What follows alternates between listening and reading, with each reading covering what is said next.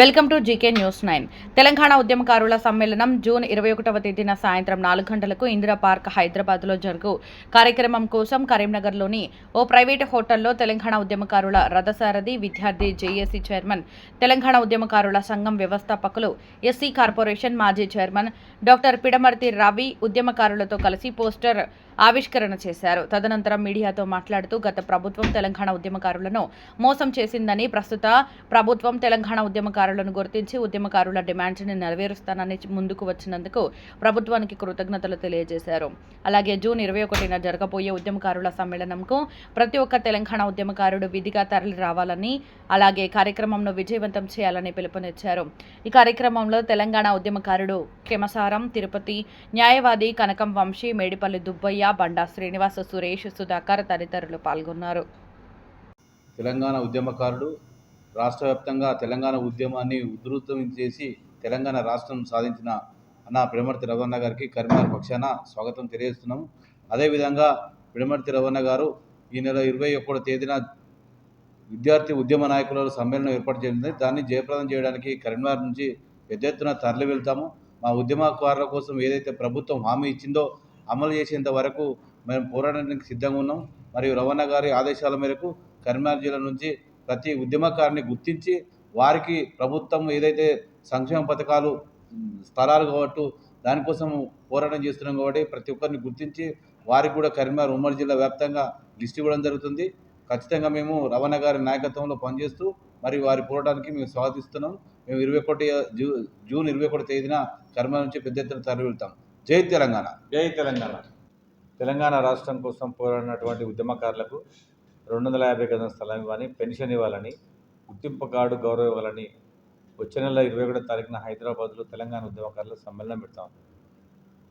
అయితే ముఖ్యమంత్రి రేవంత్ రెడ్డి గారు కాంగ్రెస్ పార్టీ ఇచ్చినటువంటి 6 గ్యారంటీల్లో భాగంగా 6 గ్యారంటీలో చివరి గ్యారంటీగా తెలంగాణ ఉద్యమకారుల గురించి మీరు ఎక్కడ ఉద్యమం చేసిండ్రు, మీరు ఎక్కడ అరెస్ట్ అయ్యిండ్రు, ఏ జైలుకు పోయినరు, మీరు చేసిన ఉద్యమాలు ఏంటి అన్నీ కూడా 6 గ్యారంటీలు అప్లై చేసుకోమని చెప్పడం జరిగింది. ఈరోజు వాటిని అమలు చేయడం కోసమని కేకే కమిటీని వేసిండ్రు.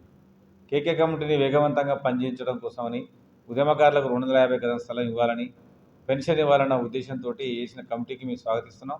ముఖ్యమంత్రి రేవంత్ రెడ్డి గారికి ప్రత్యేకమైన ధన్యవాదాలు. కేసీఆర్ గారి కన్నా ఎక్కువగా మీరు ఉద్యమకారుల గురించి ఆలోచించినందుకు కూడా మీ ఆలోచనను మేము స్వాగతిస్తున్నాం.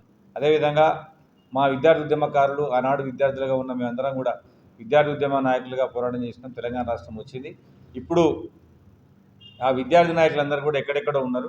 వాళ్ళందరినీ కూడా ఒకసారి మళ్ళీ లేపి వాళ్ళని అందరూ కూడా ఈ ఉద్యమకారులకు సంబంధించి వచ్చే సంక్షేమ పథకాలకు సంబంధించి అందరూ కూడా అప్లై చేసుకోవాలన్న ఉద్దేశంతో వాళ్ళు చేసిన ఉద్యమం ఎక్కడ ఉంది, వాళ్ళు ఏ స్టేషన్లో అరెస్ట్ అయినారు, ఎక్కడ జైలుకు పోయినారు, వాళ్ళ దగ్గర ఉన్న ఆధారాలు మొత్తం కూడా తీసుకోమని జాగ్రత్తగా పెట్టుకోమని కోరుతా ఉన్నా. దాదాపుగా కమిటీ ఏదో ఒక నిర్ణయం తీసుకునే అవకాశం ఉన్నది. ప్రధానంగా ముందుగా ఉద్యమకారులకు 250 గజం స్థలము రావాలని వచ్చే విధంగా మనం కమిటీ పైన నిరంతరం వారికి రిక్వెస్ట్ చేసుకుంటూ, పత్రికా ప్రకటనలు చేసుకుంటూ, సభలు సమావేశాలు పెట్టి కమిటీ వేగవంతంగా పనిచేయడం కోసం మనం కూడా కమిటీ మీద ఒత్తిడి తీసుకురావాలని ఈ సందర్భంగా నిర్ణయించుకోవడం జరిగింది. తెలంగాణ రాష్ట్రంలో ఉన్నటువంటి మొత్తం ఉద్యమకారులను తీసుకొచ్చి పెద్ద ఎత్తున సభ జరుపుదాం.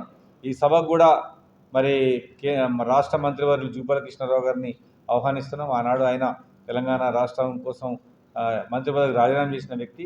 మనకు ఉద్యమకారులకు ప్రభుత్వానికి మధ్య ఒక మీడియేటర్గా ఆయనను పెట్టుకొని మనం ఏదైనా ఉంటే ఆయన ద్వారా సీఎం గారికి చెప్పించుకొని సందర్భం అనుకుంటున్నాం. అందుకోసమనే ఈ సభని జయప్రదం చేయాలని ఉద్యమకారులందరూ కూడా విజ్ఞప్తి చేస్తా ఉన్నా.